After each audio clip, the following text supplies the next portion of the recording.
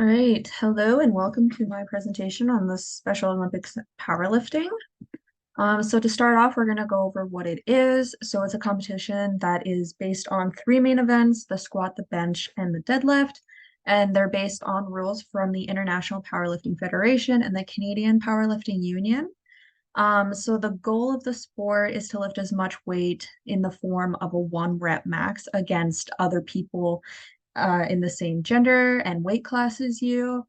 Um, so the major difference between powerlifting and powerlifting in the Special Olympics is that in the Special Olympics, they can lift with a prosthetic or athletics with shoes, just to make it easier and more applicable for those competitors with disabilities.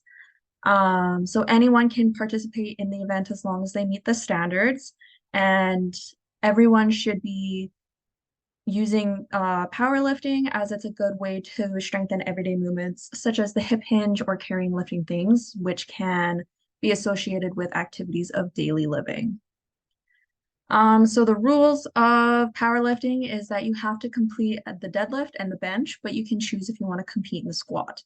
If you're unable to successfully complete the squat at the end of your attempts, you can still choose to continue to bench and or deadlift. Each division is divided into gender, body weight, ability, and age categories.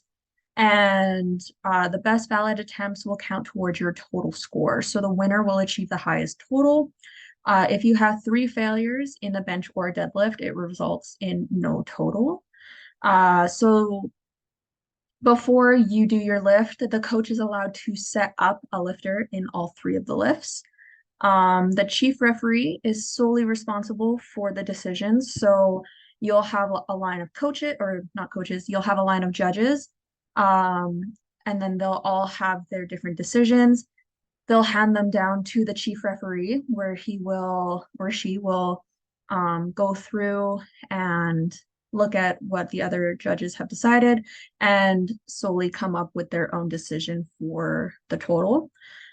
Individuals with Down syndrome will have atlantoaxial instability can't perform the squat because it is basically excessive movement of the first and second joint in the cervical spine. So if the bar were to be placed on the neck, it could further damage the neck and cause different problems like paralysis and all that stuff.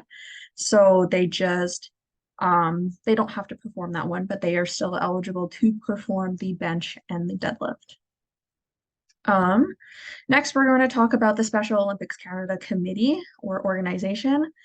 So their notion is that sport has an incredible capacity to transform lives, change attitudes, and make communities stronger. So by bringing people together, the Special Olympics teaches us to recognize our similarities rather than focusing on our differences. So it's one of the most powerful and effective social movements. It's supported by communities, government, and individual supporters. They aim to provide lifelong benefits of exercise to people who may not have an opportunity to participate in their community. So they want all of these people with disabilities to still have the same opportunities for exercise and sport as anyone else, because they are the ones that need it the most, because they may not have the same mobility or opportunities as us. So they want to make sure that they are having that, they have that opportunity. They internalize confidence and independence in those with disabilities to allow them to foster the mentality that they can do more than they think. So having that basis of, we are here to support you, we want you to succeed in sport, and we have the supplies and people to do that for you, it can really help drive those people to want to come do exercise and feel that they have the confidence and they have the autonomy to perform.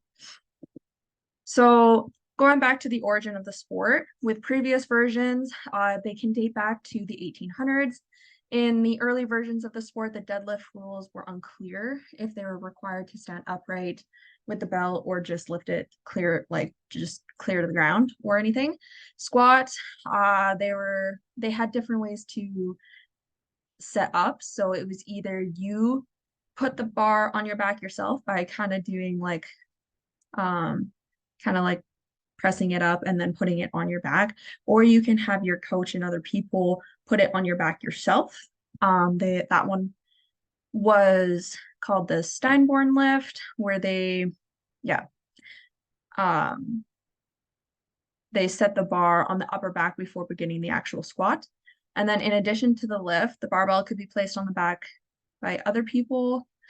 And then eventually they developed the squat rack and bench racks to eliminate the need for complicated and energy invasive techniques to set up for the actual event. And then with the bench, it's the youngest of all the power lifts. They didn't come up with a bench until the mid 1900s.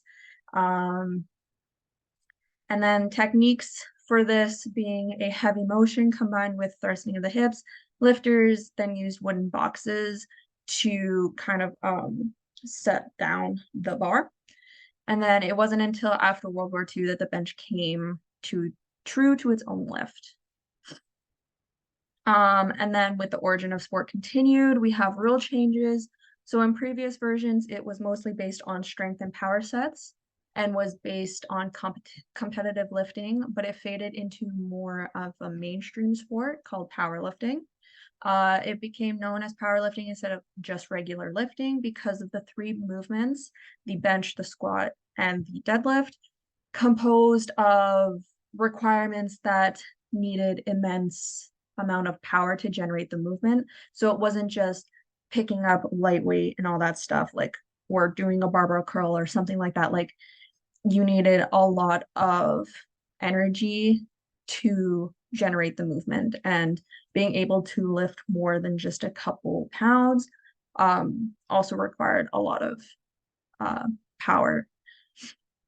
So there are many changes to the equipment as well throughout the progression of powerlifting into a sport. So the use of elbow wraps, stiff work boots, oversized belts, body wraps, bed sheets, tensile strength, they are now modified or not allowed in competition. Just kind of depends on what part of the progression you're looking at.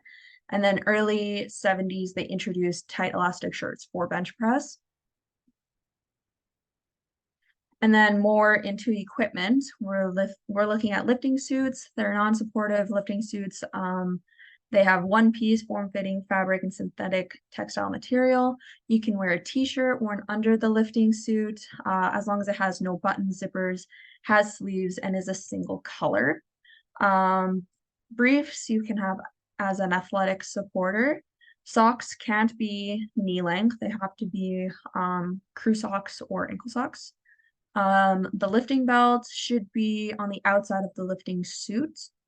Shoes or boots, the sole can't be greater than 1 centimeter. There's no part of the underside of the shoe that's greater than 5 centimeters, or you'll be disqualified from competition. Knee sleeves can't be worn on any body part but the knees. And they have to be a single ply neoprene. And then wraps have to be non-supportive wraps, knee wraps, not to be worn. And then religious and cultural garments, such as the headdress for women, they are allowed, or the turban for the men, they can also be worn for that. And then platforms for the squat and bench racks are supplied. For competitions, they're more considered a summer event held within the summer for most competitions. Smaller competitions can be held throughout the year to keep in that competitive mindset. They're broken into local, provincial, and national.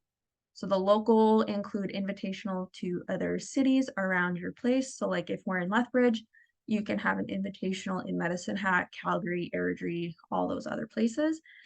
Provincial games would be for the province. They're held every 2 years.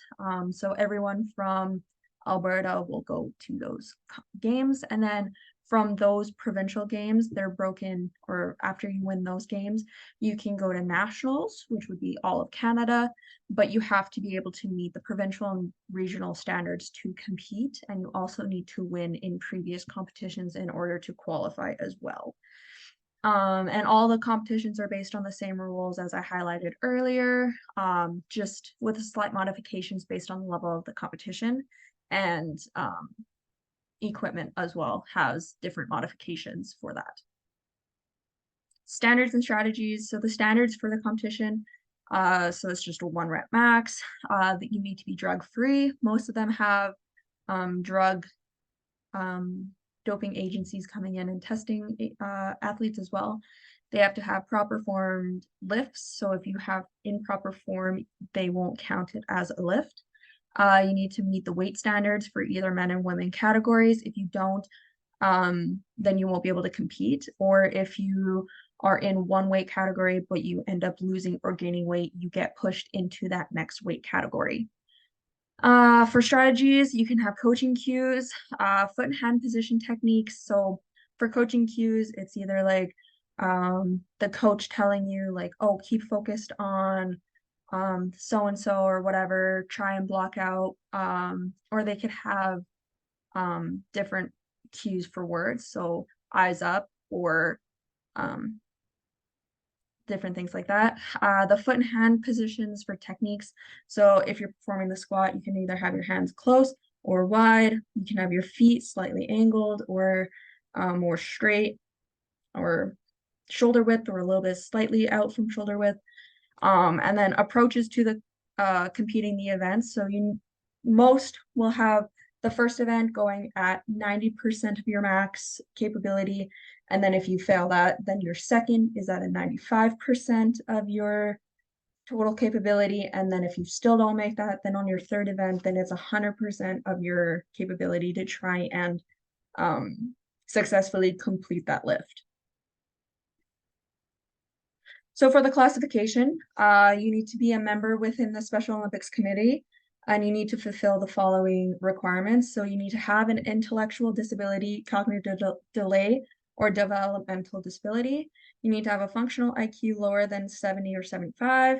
The condition needs to manifest before the age of 18.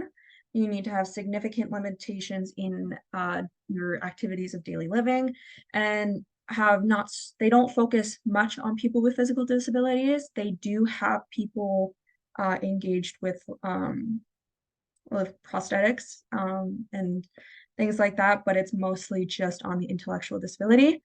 Classification for athletes are divided by age, weight, and gender, like I said earlier.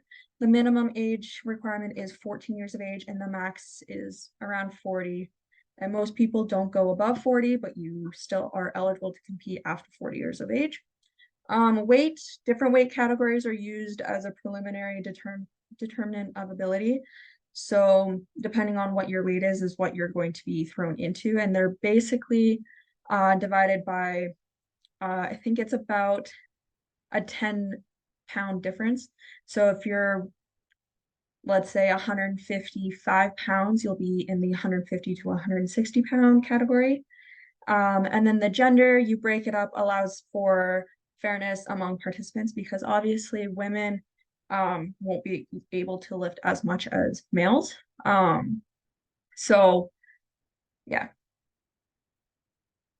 For eligibility, you need to be registered into a club, and you need to be in a good standing with the Special Olympics Alberta. In a provincial meet, they need to be at least 10 years of age and be registered with the Special Olympics Alberta, and they need to have accredited Special Olympics Alberta or community program. The national games, you need to be at least 14, as I said earlier, and worlds, you need to be at least 15. And then you need to have an intellectual disability or physical disability. Recommendations for how I would put this into an inclusive setting. You could have a special needs center to get physical activity more out there. So you could have adapted centers bringing in people to teach physical activity games and sports to the population. You can start out with light movements with objects to get them used to the movement. So if you're trying to teach a deadlift, you can start with just a stick, get them proper form, get them integrated into heavier objects after you get the proper form. And then you can also create games with that.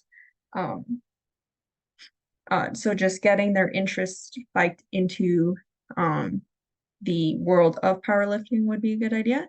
Also in schools, you can have separate classes from regular PE class dedicated for just lifting and sports and or lifting and bodybuilding and stuff. So in my high school, we had a separate PE class from just regular phys ed, which was called athletic something. But it was basically just a class teaching the students how to um, do different lifts. So I learned how to do Olympic lifts, and we just basically worked out for an entire period. Um, so having that kind of place would be really beneficial for people. Also having sports teams alongside or incorporated with people with disabilities to incorporate them into a sport as well. So in a regular school, you have your basketball, your football, your volleyball teams. Well, you could either have incorporations with people with disabilities, or you can makeshift your own um, team of people with disabilities to incorporate them into those sports and get them physically active. You can also show them videos of other people with disabilities performing the sport, getting them introduced to the sport, getting them to feel like they have that autonomy. So most people that have that vicarious learning through watching other people perform gives them a sense of that they can do this sport. They can be physically active if they just give it a try. And then with regular powerlifting clubs, they can host an invitation for the Special Needs Society. So they can bring in people from all over the province or different cities and just have like an educational invitation where they get introduced into the sport. They try it out, they see if they like it, they meet people, they start having that social aspect of the sport. They can try the physical activity portion as well. And then just having all of that incorporated into one thing would really be beneficial for all of those people to try and get them into the powerlifting society or just having them be included in that event and place as well. Um, yeah.